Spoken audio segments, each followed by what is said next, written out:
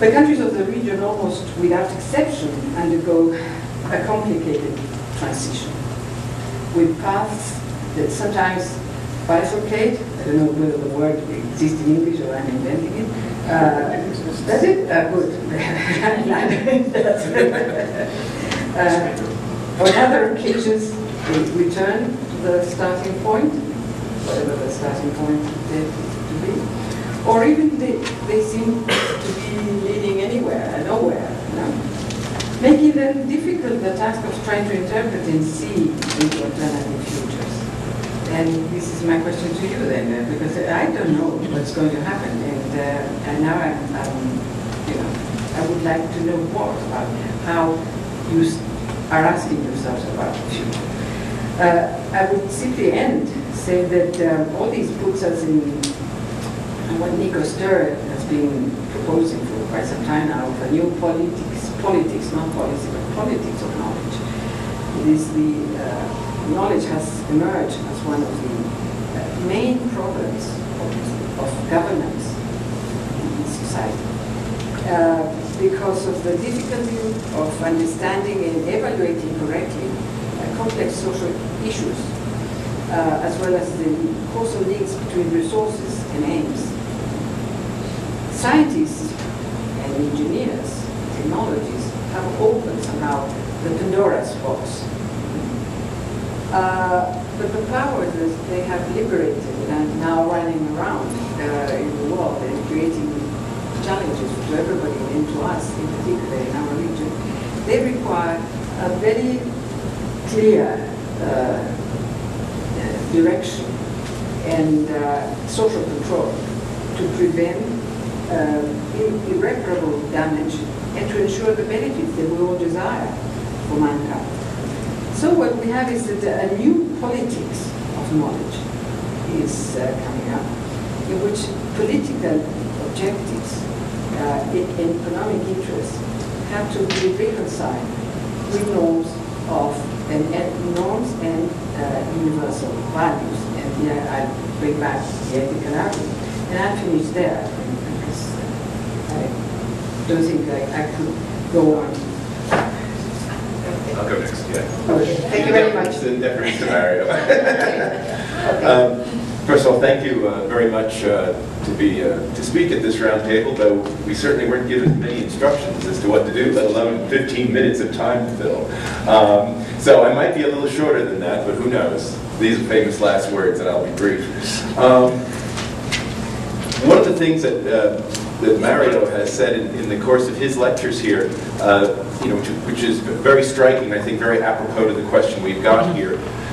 He was talking about this in terms of investments in science and technology, right? You have to imagine what is going to be important 50 years from now and start investing now on that, right? And we can ask that question more generally about what kind of a world we want to live in 50 years from now and what steps need to be taken to get there.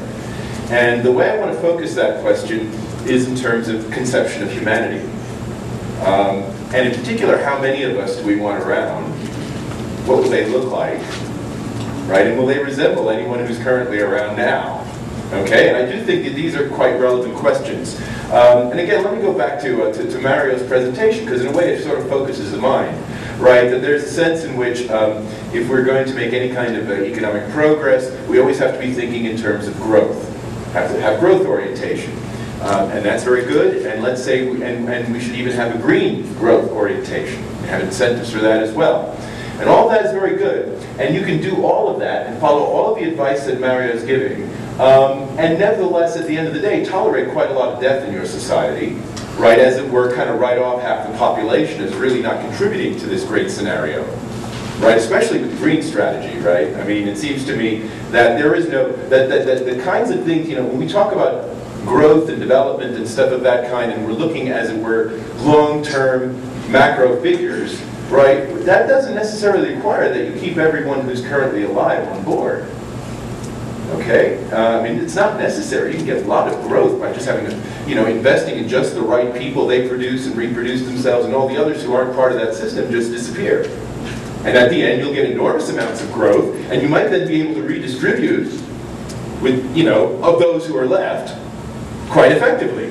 And you then get a very nice, sustainable, high standard of living population, right? 50 years hence. Okay, so the point is that, and I say this not because I endorse this, I don't endorse this at all, this scenario, but I think there are people who do endorse it, right? And that is compatible with everything you've been saying so far, even though I know you don't endorse it. Okay, but I do think that it becomes quite important then in terms of focusing the mind on what exactly is the long-term image of humanity that we're aiming for here with our growth strategies, et cetera, et cetera.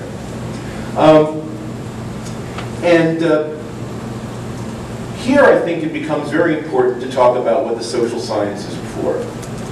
And I think there, you want to talk about an uncertain future. Bingo. The social sciences, are they going to survive in the new century?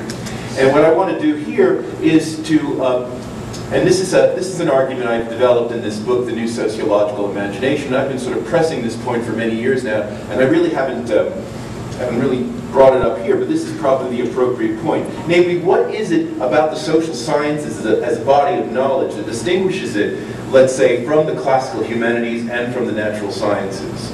As a third autonomous body of knowledge. There are certain things about it historically that are very closely tied to the idea of humanity as a project that is not just done on behalf of the privileged people who are members of Homo sapiens, but as it were, is done on behalf of all of the members. Okay? And that's a very distinctive kind of idea. Because if you look at the classical humanities on the one hand, it's focused on the best stuff by the best people. Right? Classical literature, philosophy, history, right? It's elites about elites. And that's what classical education is about, and that's what the humanities is about. Okay, in the classical form. I mean, with cultural studies and postmodernism and so forth, all of that's kind of changed within the humanities, but that is largely through the influence of social science in the humanities, it seems to me. Where you start to get interested in popular culture, right? There are other people besides the elites who matter and so forth, and that, as it were, their histories and so forth need to be represented as well. And the social sciences are largely responsible for that.